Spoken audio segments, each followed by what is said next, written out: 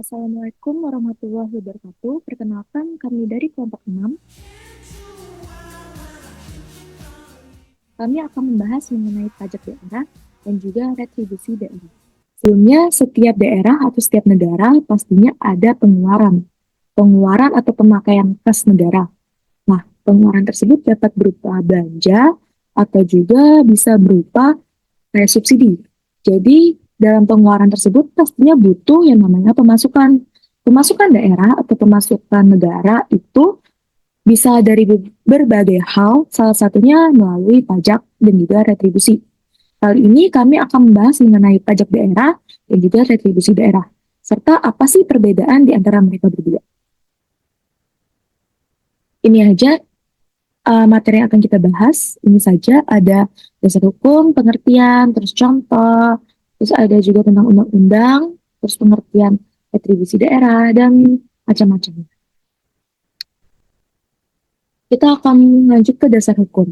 Jadi salah satu asas pajak itu adalah yuridis. Nah, yuridis itu artinya ada hukumnya atau ada hukum yang mendasari supaya pajak itu menjadi legal.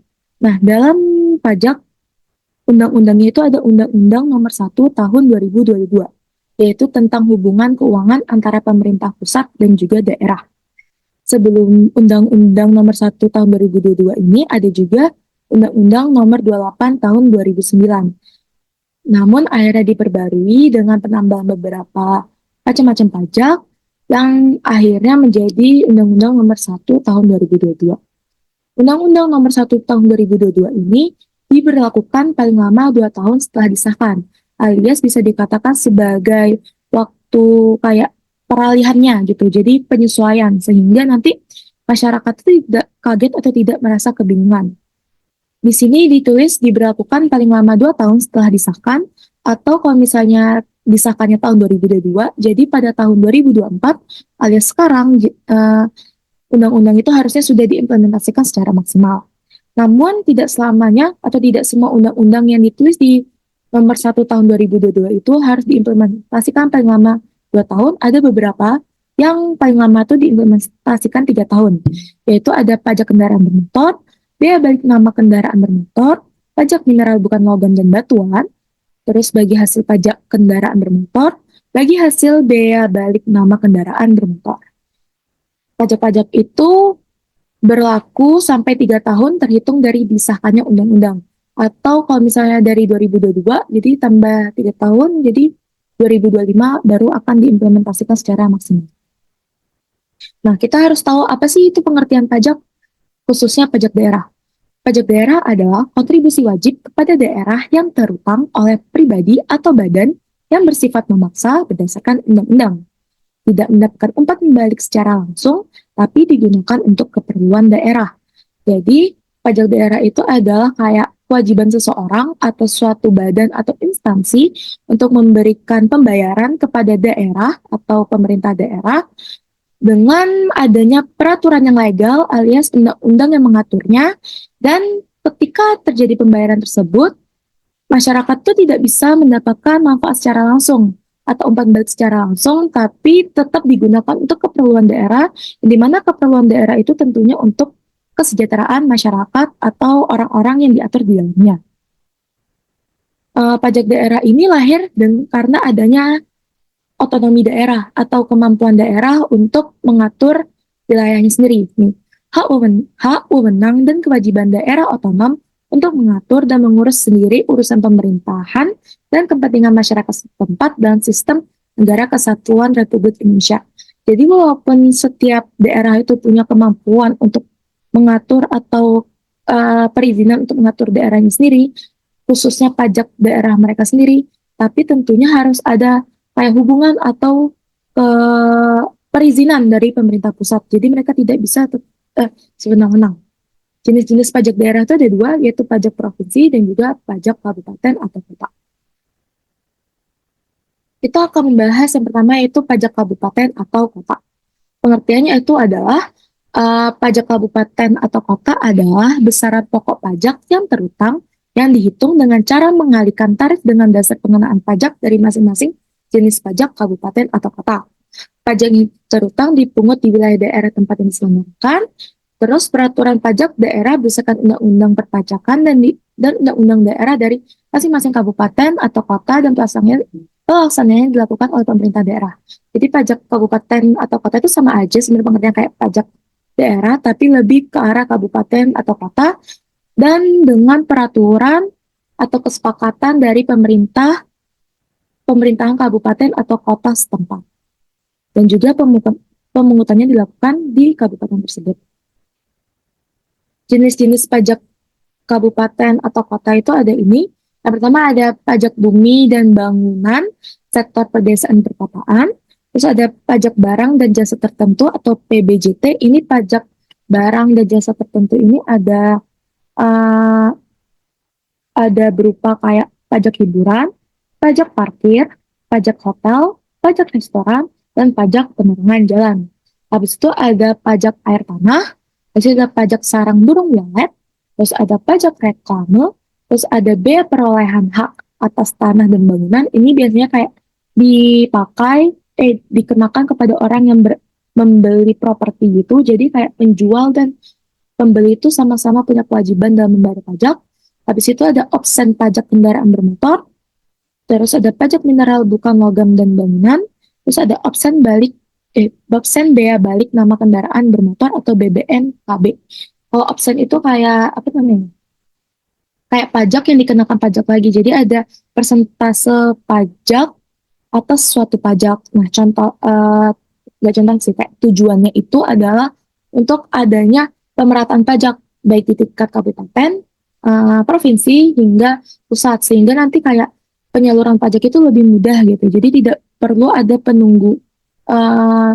tidak perlu ada menunggu aliran dana dari atas. Nah, walaupun jenis-jenis pajak ini banyak, tapi tidak seluruhnya harus diperlakukan dalam suatu kabupaten atau kota.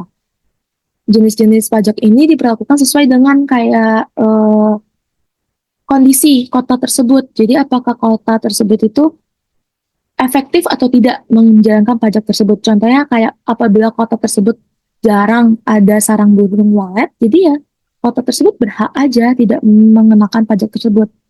Kenapa? Karena pemungutan pajak juga pastinya butuh biaya yang tidak sedikit, sehingga lebih baik kita tidak mengeluarkan suatu biaya yang tidak berguna atau suatu biaya yang digunakan untuk mendapatkan biaya yang lebih kecil.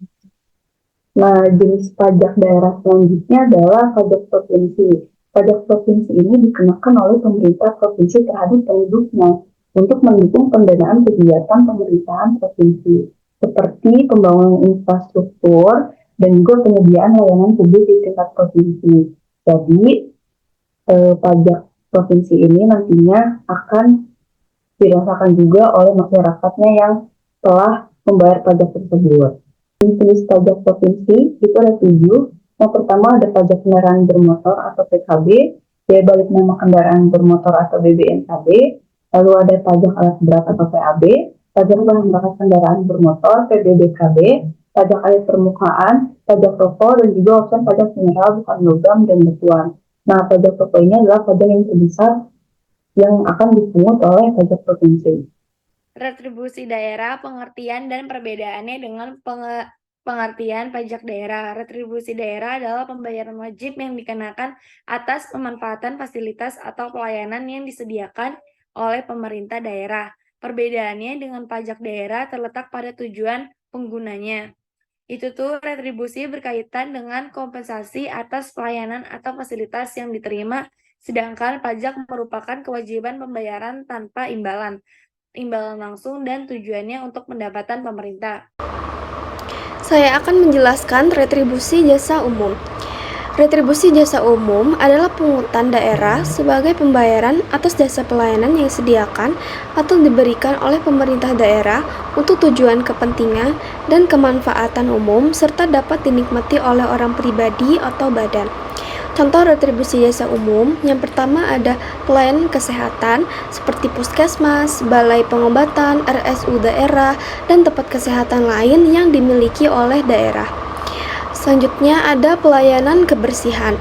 Untuk pungutan atas pelayanan persampahan atau kebersihan pengangkutan.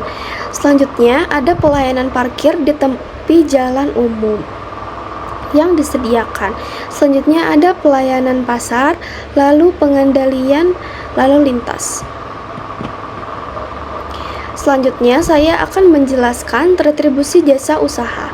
Retribusi jasa usaha adalah retribusi yang dipungut atas jasa yang disediakan oleh pemerintah daerah untuk tujuan kepentingan dan kemanfaatan umum serta dapat dinikmati oleh orang pribadi atau badan. Contoh retribusi jasa umum, yang pertama ada retribusi pasar grosir atau pertokoan. Retribusi pasar grosir atau pertokoan untuk pungutan atas penyediaan fasilitas pasar grosir berbagai jenis barang dan fasilitas pasar atau pertokoan yang dikontrakkan yang disediakan oleh daerah. Selanjutnya ada retribusi tempat pelelangan untuk pungutan atas pemakaian tempat pelelangan yang secara khusus disediakan oleh pemerintah daerah untuk melakukan pelelangan ikan, ternak, hasil bumi, dan hasil hutan. Selanjutnya ada retribusi tempat khusus parkir untuk pungutan atas pemakaian tempat parkir yang khusus disediakan dan dimiliki oleh pemerintah daerah. Selanjutnya ada retribusi tempat penginapan. Retribusi tempat penginapan untuk pungutan atas pelayanan tempat penginapan atau villa yang dimiliki oleh pemerintah daerah. Selanjutnya ada retribusi pelayanan ke pelabuhan. Untuk pungutan atas pelayanan jasa kepelabuhan yang disediakan atau dimiliki oleh pemerintah daerah. Selanjutnya lagi ada retribusi pemotongan hewan ternak untuk pungutan atas pelayanan penyediaan fasilitas pemotongan hewan yang dimiliki atau dikelola oleh daerah, termasuk layanan pemeriksaan kesehatan hewan sebelum atau sesudah dipotong. Selanjutnya, pengertian retribusi perizinan dan contoh. Retribusi perizinan itu pembayaran yang seharusnya dikenakan atas penerbitan izin tertentu dan pemerintah daerah atau melakukan pembayaran yang individu. Contohnya itu seperti izin membuka usaha, izin mendirikan bangunan, dan izin menyewa ruko dan lain-lain.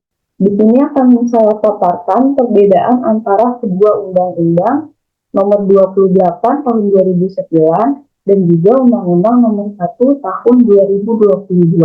Undang-Undang nomor 28 tahun 2009 ini berisikan tentang pajak daerah dan juga retribusi daerah. Sedangkan Undang-Undang nomor 1 tahun 2022 berisikan tentang hubungan keuangan pusat dan juga daerah. Undang-Undang nomor 1 tahun 2022 ini dibuat untuk menyempurnakan undang-undang sebelumnya yang bertujuan untuk meningkatkan pelayanan publik antar suatu daerah dengan daerah yang lainnya. Undang-Undang nomor 1 tahun 2020 ini juga akan berlaku pada tahun 2023 tentang objek retribusi jasa usaha atas pemanfaatan aset daerah. Dalam Undang-Undang nomor 1 tahun 2022 ini terdapat jenis pajak yang tidak dapat dipungut, yaitu pajak bumi dan bangunan atau PBB yang telah dihapuskan dan digantikan oleh pajak pertambahan nilai atas barang dan jasa serta pajak penjualan atas barang yang mewah. Yang kedua, ada pajak pertambahan nilai atau PPN. Pajak pertambahan nilai atas rumah tangga miskin ini tidak dikenakan PPN atas barang dan jasa yang tidak dikonsumsi. Yang terakhir, ada biaya keluar. Biaya keluar ini dihapuskan sehingga tidak dapat dipungut lagi.